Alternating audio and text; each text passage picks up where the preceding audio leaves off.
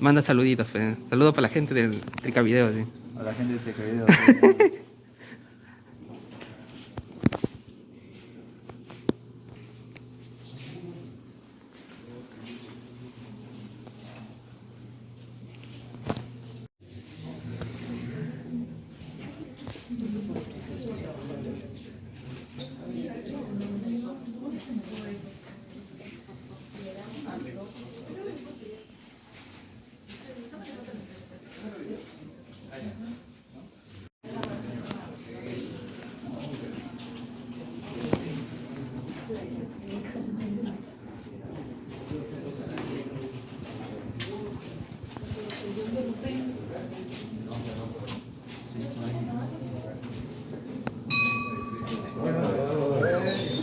Ya, ahora voy a tomar.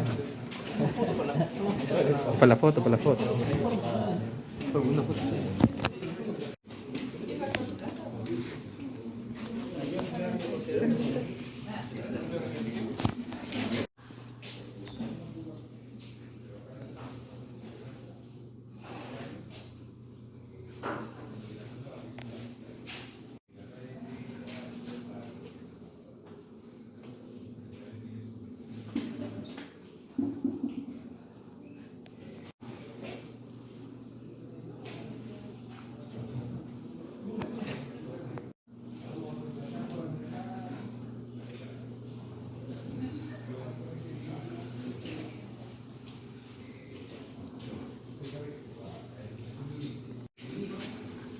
¿Quieres tomar foto?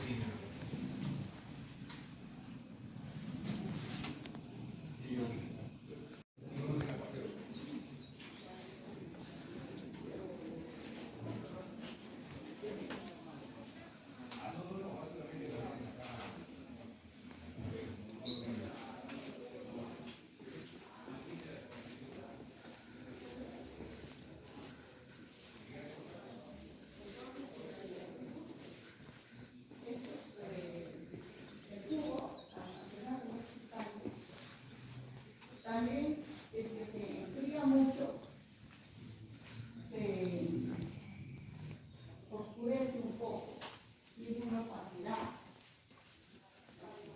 ¿Qué le echa?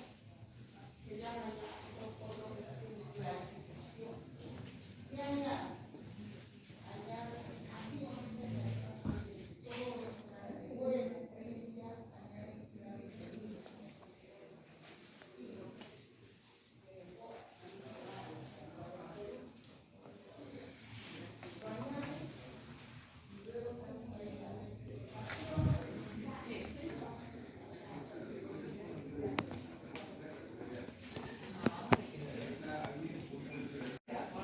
Sí, sí. Tú ten fe nomás.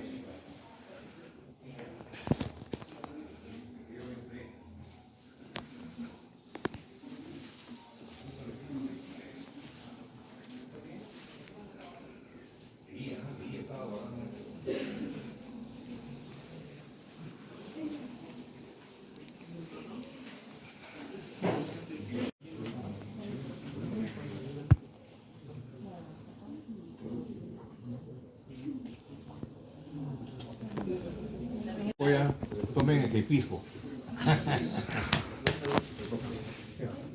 Pero se van con su enamorada, lo primero que hacen es comprarle su furloco, ¿no? Macera, tu pique, macera, eso es más africano, que es lo que ahorita está saliendo más africano. La cheddar. ¿Las botellas las reutilizan o ya no? O sea, Sí, algunas se reciclan, te hacen un descuento por, si traes tu botellita, te hacen un descuento en el precio del producto, ¿no? En el tiempo de la pandemia subieron mucho. El vidrio subió mucho en época de pandemia, pero también se usa botella nueva, ¿no?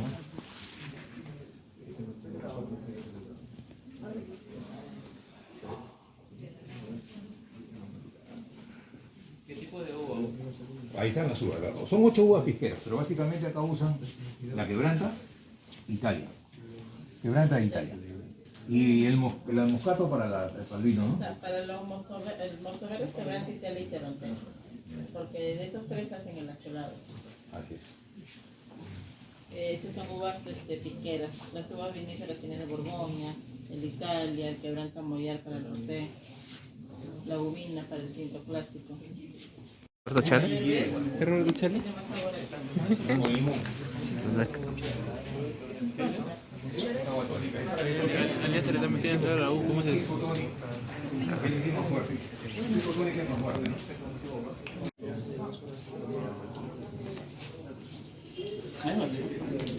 Claro, es como el Everbest, es para preparar los tragos. A eso tú le agregas tu pico y tu hielo y ya está tu chilcano.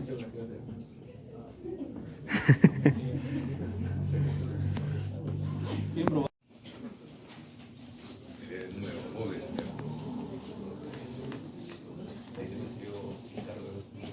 Vicarra. Vicarra es de la isla que yo. Sí, Vicarra. ¿Cómo está el chileno? 20, ¿no? Realmente nos iba a guiar en esta visita, tenía un percance. Ya, es por eso que, bueno, en este caso, los docentes vamos a explicar más o menos en consiste todas las etapas del proceso de producción, no solamente del vino, sino también del piso. ¿Ya? La primera etapa, bueno, ya nosotros sabemos que es traer la materia prima, ¿correcto? Muchas veces la materia prima la puede tener la misma industria, ¿correcto? Puede tener de repente sus campos de cosecha, o también en algunos casos la va a querer comprar de repente a algunos agricultores que se encargan justamente de sembrar y obviamente cosechar el vino. ¿Ya?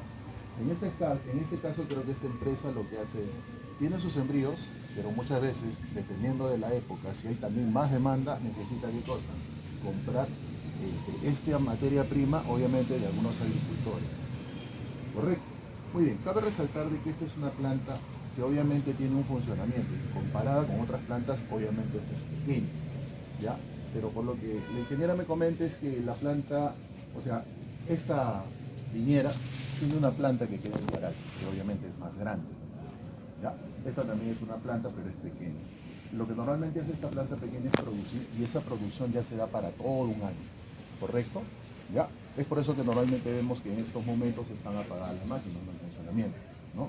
Ahora, vamos a empezar a las etapas. Primero, se trae la materia prima y se va a colocar justamente en la parte de acá. Es decir, las uvas con la cáscara, con la pepa, se colocan acá, ¿sí? Luego, ¿qué es lo que va a ocurrir? Obviamente, acá va a haber una máquina que se va a encargar de justamente despalillar, desastillar justamente la materia prima, ¿correcto?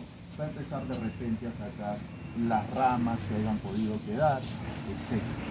Luego que se despalilla pasa acá, ¿sí?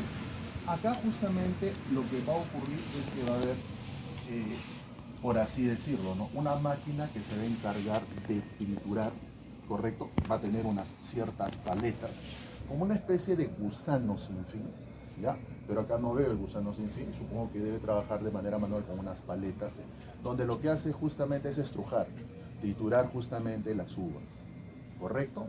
Luego, ¿qué es lo que va a ocurrir? Cuando ya se ha estrujado, ya se ha triturado, obviamente, ¿qué es lo que vamos a tener? Vamos a tener jugo y también vamos a tener, ¿qué cosa? Cáscaras y pepas, ¿cierto? ¿No? Todo eso no se desecha. Eso vale, ¿por qué? Porque después de esta etapa, que obviamente es donde hemos estrujado y hemos justamente triturado o molido la uva, va a pasar a esos tanques de almacenamiento que nosotros vemos allá, ¿correcto? Obviamente para poder trasvasar este jugo con todo y cáscara y pepas, obviamente se van a utilizar unas mangueras que son ayudadas por bombas, ¿correcto? Entonces, mediante bombas y mangueras, vamos a trasvasar justamente todo este jugo con la cáscara y las pepas hacia esos tanques, ¿correcto? Como ustedes pueden darse cuenta, hay una etiqueta que justamente nos indica cuál es la capacidad que tiene cada uno de los tanques. Ya, esa capacidad obviamente debe estar en litros, ¿no? De acuerdo al tamaño, eso se puede estimar. Entonces, ¿cuál es la finalidad de trasvasar justamente este líquido, ¿no? Con todo y cáscara, pepas, a esos tanques? Porque ahí se va justamente a generar la etapa de fermentación, ¿correcto? En la etapa de fermentación, ¿qué es lo que va a ocurrir? Obviamente el azúcar que contiene la uva se va a transformar, va a producirse una reacción química, un proceso de fermentación, donde obviamente en la etapa de fermentación se van a producir dos productos. ¿Cuáles son esos dos productos? Va a ser el dióxido de carbono y obviamente el alcohol. ¿Correcto hasta allí? Ahora, ¿qué es lo que va a ocurrir? Obviamente, al pasar el tiempo, ¿no? Se va a dejar más o menos unos 8, 10 días, 12 días para que obviamente se logre la fermentación. ¿Qué es lo que va a ocurrir? Como obviamente va a haber líquidos y va a haber sólidos, ustedes saben que obviamente los sólidos, al ser más pesados, al tener más densidad, van a empezar a ¿qué cosa? Sedimentar, ¿correcto? Van a pasar a la parte inferior. Para eso también justamente sirven esos tanques de fermentación, para que se separe por sedimentación líquidos de los sólidos, ¿correcto hasta allí? Ahora, ¿qué es lo que va a ocurrir? Obviamente al separarse, lo que vamos a hacer ahora es ese jugo, que ya obviamente contiene alcohol debido a la fermentación, vamos justamente a pasarlo a otra etapa. Pero antes, obviamente acá se va a trabajar con diferentes tipos de uva. Ya ustedes saben o conocen de repente algunos tipos de uva, ¿no? Las uvas verdes, por ejemplo, son la uva Italia, ¿no? La uva Borgoña. Y así vamos a encontrar distintos tipos de uva. ¿Por qué? Porque dependiendo del tipo de vino que nosotros querramos obtener, ustedes de repente han escuchado, ¿no? Vino Borgoña, vino Magdalena, y así, diferentes tipos de vino. Es dependiendo del tipo de materia prima que se esté utilizando, ¿ya? Y eso le va a dar una característica distinta en cuanto a lo que es sabor, textura. Obviamente el contenido alcohólico es similar en todos los vinos, ¿ya?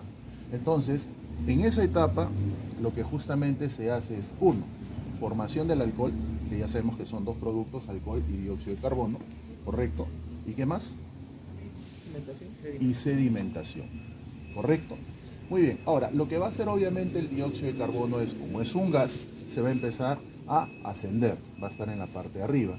Y en muchas ocasiones, este gas, que obviamente se está generando producto de la reacción, va a arrastrar consigo algunos residuos sólidos. Entonces lo que normalmente se hace muchas veces es de forma manual, ayudar a que esos residuos sólidos nuevamente sedimenten. ¿Correcto? Muy bien. Luego, ¿qué es lo que se va a hacer? Luego de esta etapa, se pasa a la siguiente. ¿Y cuál es la siguiente etapa? Justamente la siguiente etapa es ya pasar justamente a la etapa de lo que es la clarificación o purificación, en este caso del jugo. Normalmente nosotros sabemos que todavía el jugo va a tener de repente algunos sólidos en suspensión, ¿correcto? Entonces lo que nosotros tenemos que hacer, uno es separar esos sólidos, ¿correcto? Mediante filtración. En muchas industrias de vino utilizan justamente para separar esto filtros, ¿correcto? Estos filtros normalmente en su interior, ¿no? Son tambores rotatorios, dependiendo, no sé en qué tipo, ahorita vamos a ver qué tipo de prensa o filtro utiliza esto. Utilizan filtros que muchas veces están diseñados de algodón y con eso justamente retiene todas esas partículas sólidas que hayan quedado en suspensión, ¿ya? Entonces, en esta primera etapa se extrae el jugo y ese jugo ya pasa a la siguiente etapa, donde justamente vamos a ver otros procesos que se van a dar ahí, como es, como vuelvo a repetir, separación de sólidos que hayan quedado suspendidos, y lo otro vendría a ser la clarificación, ¿ya? Porque puede tener un color muy oscuro y obviamente eso nosotros cómo lo podemos contrarrestar, agregándole justamente algunos insumos. Antiguamente se utilizaba de manera artesanal, por ejemplo, clara de huevo o yemas de huevo, ¿no? Pero en la actualidad, obviamente, con el avance de la química, se ha logrado obtener justamente insumos que justamente cuando se agregan se pueda justamente darle un color un poco más agradable justamente a ese jugo. ¿Ya? Vamos entonces a pasar a la siguiente etapa, que es justamente en la parte de adentro. ¿Ya? Vamos por allá. Más o menos esto, por si acaso, es como un... Bueno, esto es un compresor realmente, ¿no? Ya saben ustedes qué diferencia existe entre un compresor y una bomba. ¿Cuál era la diferencia? Que los compresores sirven para mover, ¿qué cosa? Fluido, ambos. Pero en este caso, el compresor sirve para qué? Para mover gases. ¿Ya? En cambio, la bomba sirve para qué? Líquido. Líquido. ¿Ya? Entonces, ¿qué vamos a utilizar acá para trasvasar esto hacia los tanques de amaceración? ¿Bomba o compresor? Una bomba, pues, ¿no? Por simple lógica. ¿Correcto hasta ahí? Muy bien. ¿Qué más? Bueno, esas tablitas que ustedes ven se les conoce también como pallets. ¿Ya? Pallets. Bueno, tienen varios nombres, ¿no? Paletas, parihuelas, ¿no? Es donde normalmente se van a asentar probablemente algún tipo de carga. No creo que esté diseñado para las uvas, ¿no? Las uvas obviamente van a venir en unos tipos de contenedores. Normalmente ahí se pueden apilar de repente cajas cuando ya obviamente se han envasado y se han etiquetado.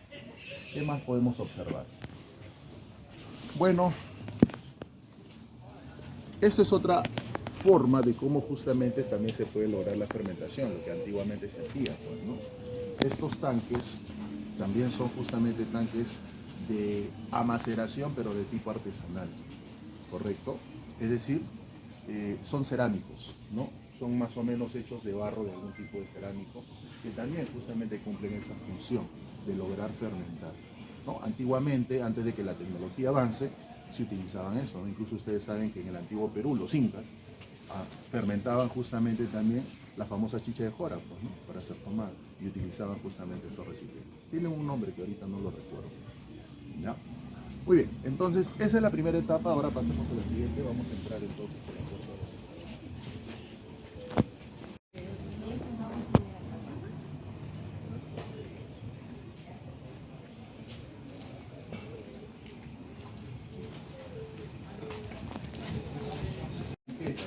donde no se especifica también qué tipo de vino es el que se fabricaba, ¿correcto?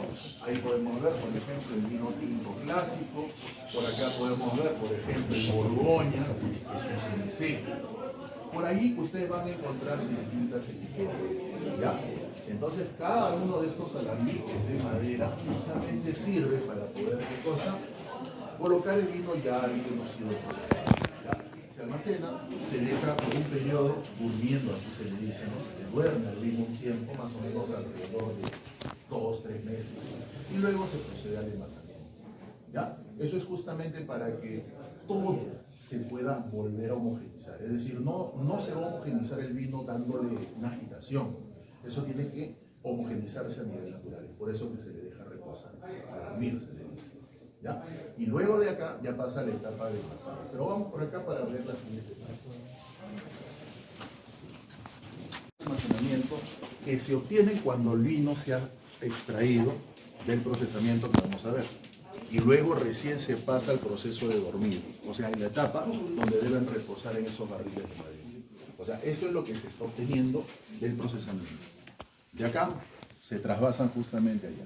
¿Correcto? Sí. Un momentito nada más para coordinar.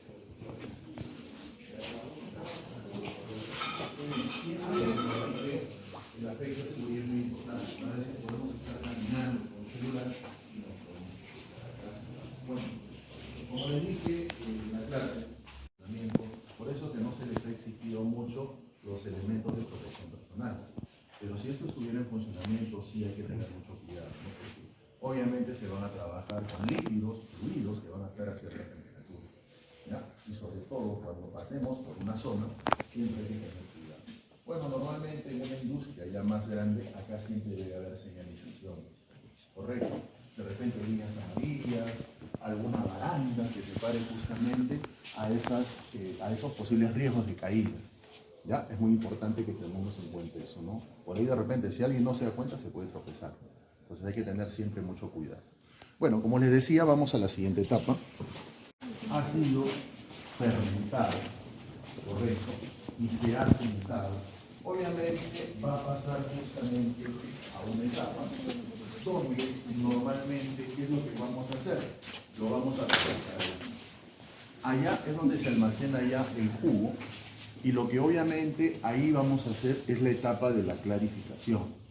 Es decir, vamos de una u otra forma también a sedimentar los sólidos que hayan podido quedar, ¿correcto? Se le agrega algún tipo de aditivo, algún tipo de, ¿cómo se llama esto? Insumo que permita justamente lograr que este pueda justamente, uno, separar, como les vuelvo a repetir, los sólidos que hayan podido suspender, que hayan podido quedar en suspensión, y dos, luego se le hace la etapa de clarificación. A ver esto. Sí, esto es justamente una máquina que justamente permite calentar nuevamente el vino, ¿ya? Este calentamiento se hace con la finalidad de ¿qué? De que nuevamente vuelva el proceso de fermentación, ¿correcto? ¿Para qué? Para que obviamente el vino logre alcanzar el grado de alcohol que obviamente normalmente se estipula, ¿no? Que son más o menos entre 11 a 13, 15 grados. Ese es normalmente el rango de grado de alcohol que debe tener un vino, ¿ya? Entonces pasa la etapa de calentamiento. Obviamente en la etapa de calentamiento lo que se busca es también que algún microorganismo que haya quedado por ahí obviamente pueda ser, por así decirlo, bueno, purificado, o en este caso, ¿cómo le llaman a esta etapa? Bueno, tiene un nombre cuando se purifica algún tipo de líquido o algún tipo de solución por acción del calor. ¿Cómo se le llama esto? Tiene un nombre, se me va de la cabeza. Pasteurización, creo que le llaman, ¿no? ¿Ya? Ahí justamente ocurre esta etapa, ¿correcto? Entonces se calienta, se trasvasa allí, y obviamente en esos tanques ya ocurre la etapa de la clarificación, como ya se les había indicado, ¿no? Obviamente vamos a trasvasar los líquidos ya a los tanques para que ahí justamente podamos realizar la etapa de la clarificación, ¿correcto? Entonces se le agregan algunos aditivos, y obviamente al agregarse estos aditivos, ¿qué es lo que va a ocurrir? Obviamente va a adquirir un color. Como ustedes, bueno, no sé si ustedes de repente no han tomado, de repente ahorita no van a hacer degustar, pero igual, cada tipo de vino, obviamente dependiendo de la materia prima que se haya obtenido, tiene diferente sabor, ¿no? Entonces, diferente color. Y eso obviamente de quién va a depender, del tipo de materia prima que se haya utilizado para la fabricación de un tipo de vino. Por eso que allá en los tanques de almacenamiento de madera y de plástico hemos visto justamente que hay diferentes tipos de vino. ¿Ya? A ver.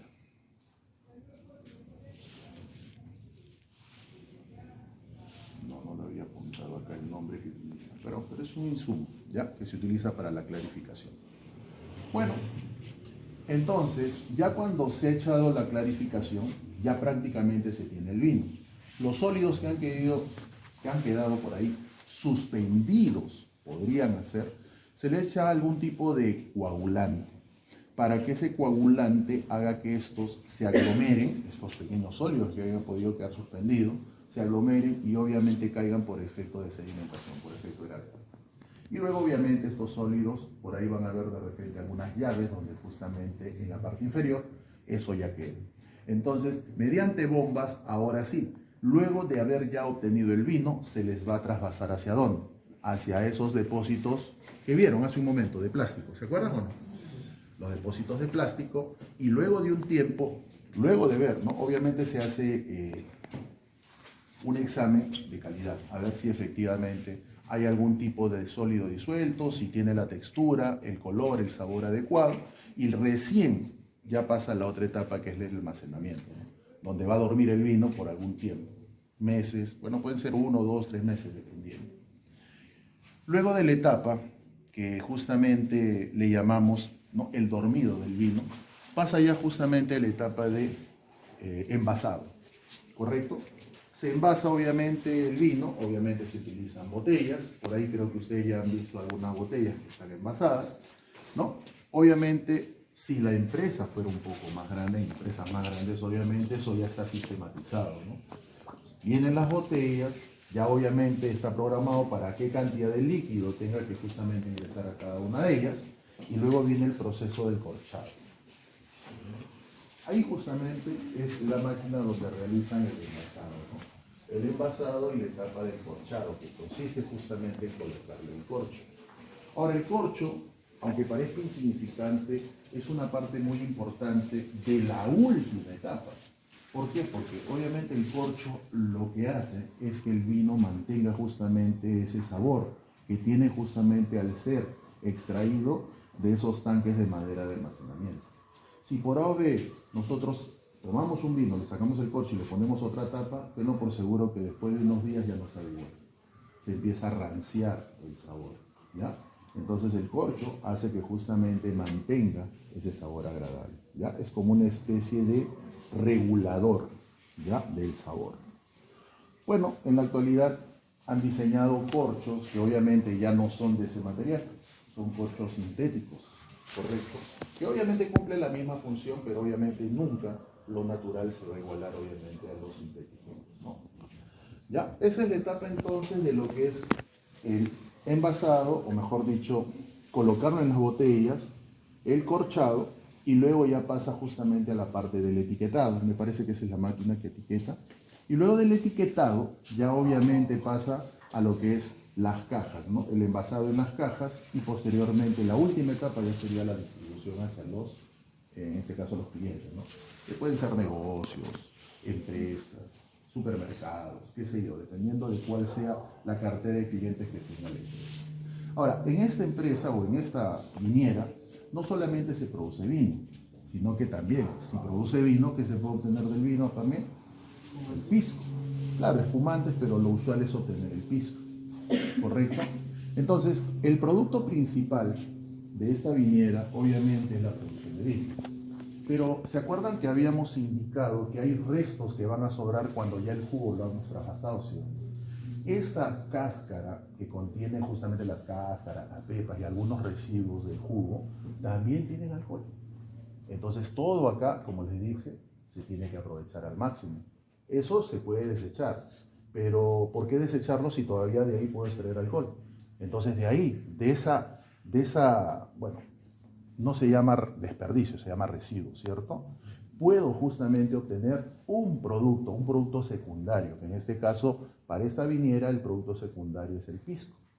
Ojo, hay industrias que solamente se dedican a producir pisco. Hay industrias que solo se dedican a producir vino. ¿Me dejo entender? Y muchas viñeras que producen vino, su producto secundario es el pisco, porque justamente aprovechan eso que ha sobrado cuando se ha realizado la etapa de la etapa de el almacenamiento, pues, ¿no?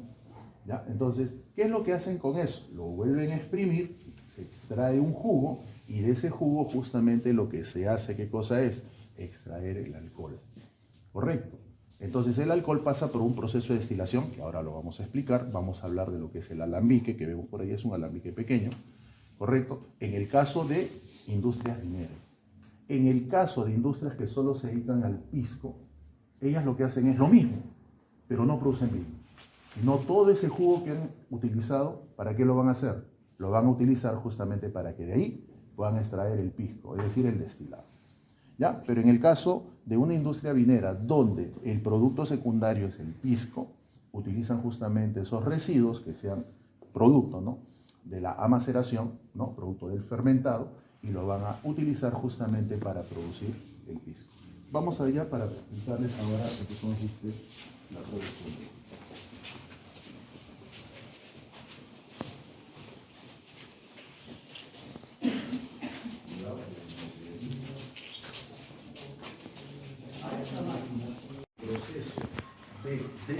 destilado se le llama alambique, por si acaso, ¿ya? Recibe el nombre de alambique. El alambique está constituido por un recipiente, correcto, que va a estar en contacto con una fuente de calor, correcto, que normalmente puede ser un horno, bueno, de manera artesanal colocan un horno. Ahora de manera industrial normalmente lo que hacen es colocar el alambique encima de unas cocinas modernas que mediante resistencias eléctricas se produce calor y lo que hace justamente es calentar, en este caso, el jugo que contiene el alcohol, ¿ya? Entonces, esto es un proceso de destilación, que es lo que se va a hacer acá. Entonces, ¿qué es lo que normalmente vamos a hacer acá en esta etapa del alambique? Se calienta, ¿no? Esta es la fuente de calor. Se calienta ese recipiente por si acaso contiene el jugo, bueno, el jugo que se ha extraído de los desperdicios, ¿correcto?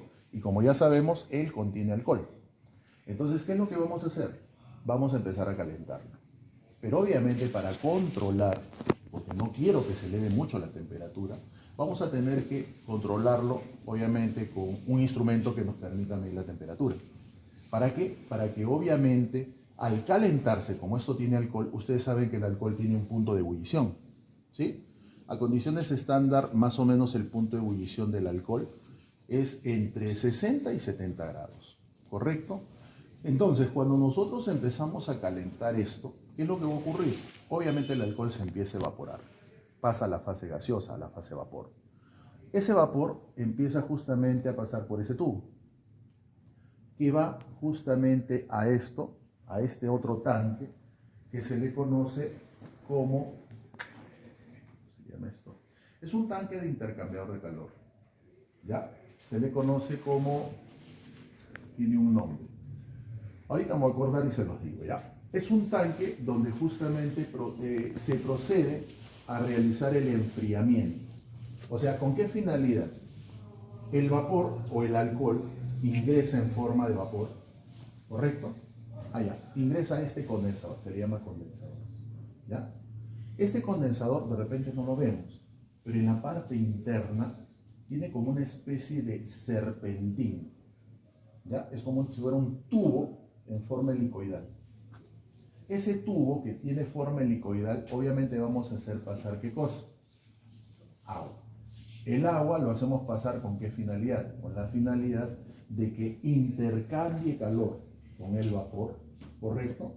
Y obviamente, ¿qué es lo que va a ocurrir? El vapor se va a enfriar. Y al enfriarse el vapor, ¿qué es lo que va a ocurrir? Obviamente, el vapor de alcohol va a empezar a condensar.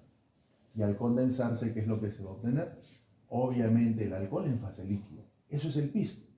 Pero lo que normalmente vamos a obtener siempre en el primer calentamiento, en la primera etapa, es un pisco que no es recomendable. ¿Por qué? Porque obviamente ese pisco tiene muchas impurezas o muchas sustancias que de repente no son aptas para el consumo humano. Ustedes saben que el alcohol que es apto para el consumo humano es el alcohol etílico. Pero esto que normalmente se bota en el primer calentamiento, que también se le llama cabeza, ¿correcto? ¿Qué es lo que va a tener? No solamente alcohol etílico, sino también alcohol metílico y otras sustancias que le dan un sabor desagradable al pisco, ¿ya? Es por eso que ese primer destilado normalmente no se toma en consideración, se desecha. ¿Sí? Residuo, ¿no? Bueno, es un residuo que no es un desperdicio, es un residuo. Y ahora voy a explicar por qué. Porque eso nuevamente se va a hacer recircular, ¿ya? Entonces, como vuelvo a repetir, ¿qué es lo que va a ocurrir? Ese primer se separa, ¿ya?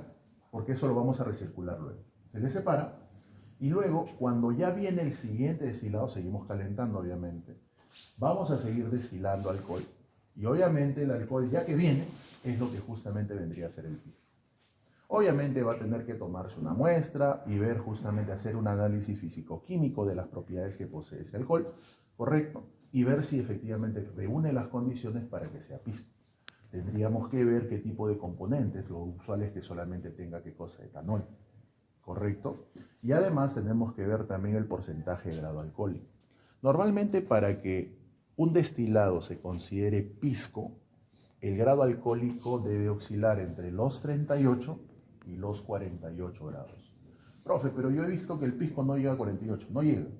pero simplemente ese es el rango, para luego darle un tratamiento, ¿correcto? ¿Ya? Pero normalmente para que sea considerado un destilado pisco, lo usual es que justamente el alcohol o el grado alcohólico que tenga ese destilado oscila entre 38 y 48 grados.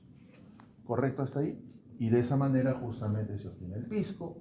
Y como por acá preguntaba su compañera, ¿no? Ese residuo, que justamente es la cabeza, ¿qué es lo que se hace? Normalmente se vuelve a recircular. Porque ahí, ¿qué cosa hay? Hay alcohol etílico también. Entonces se vuelve a recircular, se vuelve a calentar y por diferencia de fases o de temperaturas o de punto de ebullición también, al recircular podríamos justamente volver a separar y obtener solamente el etanol. ¿Ya? Como les dije, la idea es tratar de optimizar la mayor cantidad de materia prima o insumos de una planta, ¿no? Y que el desperdicio sea lo menor posible. Muy bien, luego de que ya se obtiene el pisco, obviamente el pisco también va a tener diferentes clasificaciones, dependiendo del tipo de uva que se haya utilizado, ¿no? Para poder procesarlo. Por ejemplo, ¿qué tipo de pisco ustedes conocen? El famoso pisco acholado, el pisco quebranta, ¿cierto? Son diferentes tipos de pisco. Y hay otros, obviamente, y eso va a depender del tipo de uva que se haya utilizado en su procesamiento. Los piscos, como ustedes pueden ver, se están almacenando en la parte de allá. El pisco también va a tener que sufrir un proceso de filtrado, porque como vuelvo a repetir, no se olviden que estamos utilizando las cáscaras y los residuos del jugo que hayan podido quedar. Entonces, normalmente cuando se hace el proceso de destilado, normalmente podrían haber partículas suspendidas. Entonces también se procede a filtrarlo, ¿correcto? Y finalmente ya se trasvasa ahí, ¿correcto? Una vez que se trasvasa ahí, también el pisco más o menos va a estar un promedio de 18, 20 a 30 días en una etapa de reposo. Y ya después viene justamente la etapa del envasado, ¿no? Que hemos visto que es la etapa final. Esos tanques que nosotros vemos ahí, justamente son tanques más grandes que cumplen la misma finalidad, ¿no? Muy bien, por ahí, en esa parte de abajo, vemos una válvula donde, ¿se acuerdan que les expliqué la etapa del vino, no? Se extraen justamente los sólidos que han sido sedimentados luego de la coagulación, ¿no? Y solamente me queda líquido, es decir, ahí se hace una etapa de purga, ¿ya? Pero eso no se bota, eso se recoge, ¿para qué? Para que también pueda seguir produciendo el pisco, ¿correcto? Es decir, ahí se hace la etapa de la separación de sólidos y obviamente también la clarificación, ¿no? Porque habíamos explicado por ahí. Bueno, y esas serían todas las etapas que nosotros podríamos indicar, ¿no? Acá, por ejemplo, es una válvula que normalmente lo que se hace, ¿qué cosa es? A ver, vamos a ver acá. Si calienta. No se ve bien.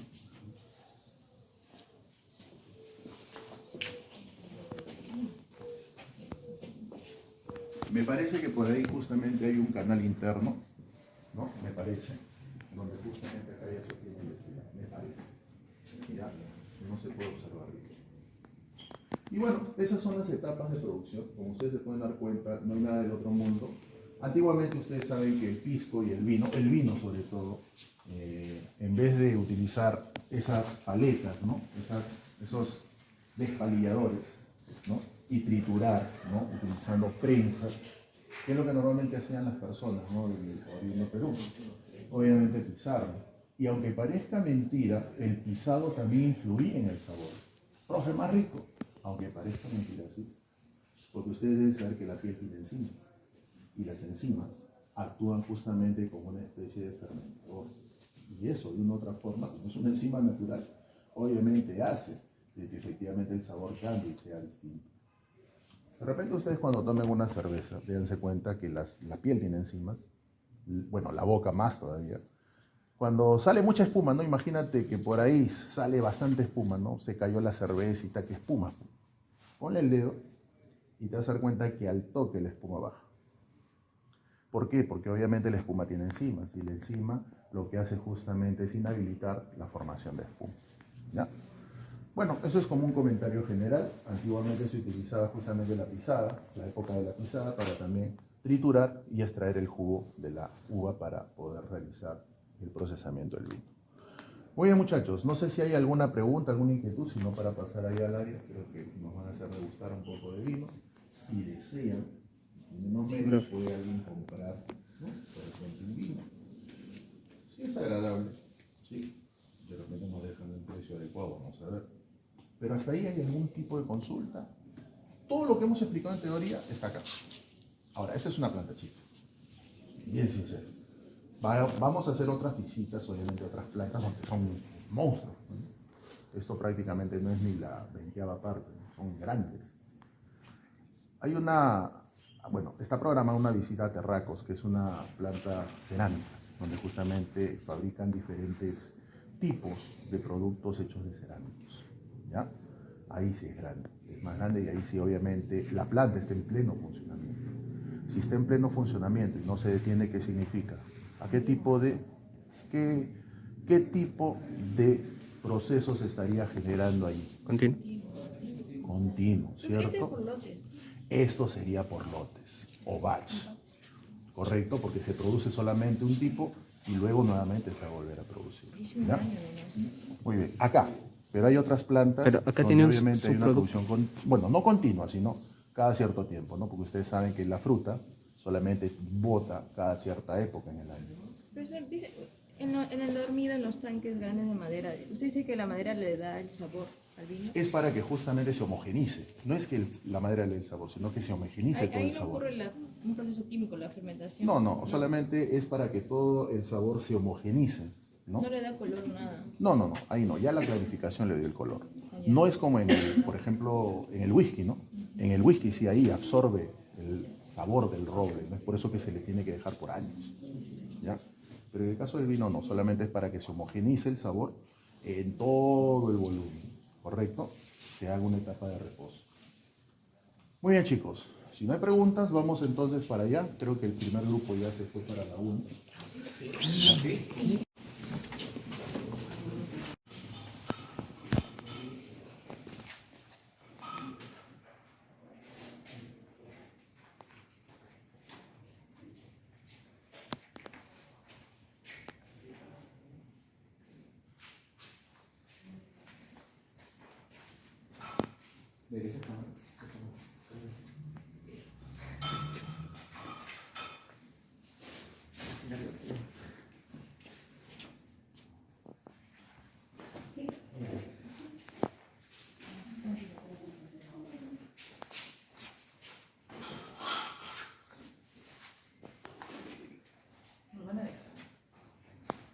Nos deje.